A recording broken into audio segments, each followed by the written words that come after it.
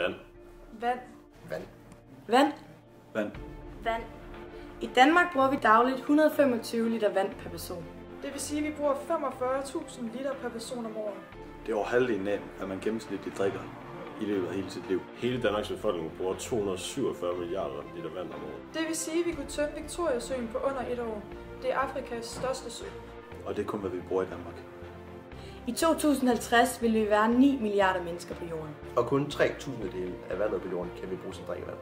Man har brug for at drikke 2 liter vand om dagen. Og hvis vi er 9 milliarder mennesker, er det 18 milliarder liter vand om dagen. Der vil ikke være vand nok. Hvor lang tid er du i bad? Hvert minut bruger du 20 liter vand.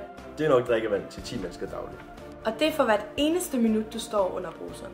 Hvis du vasker op under rindende vand 10 minutter dagligt, Så bruger du 44.000 liter vand om året. det svarer til 4.000 kroner. Hvis din vandhane drypper eller dit toilet løber, Så spilder du 130.000 liter om året. Og ikke nok med det. Så er det også op mod 25.000 kroner, der løber ud i afløbet. og vi har brug for det vand. For vi bliver 9 milliarder mennesker, og du er en af dem.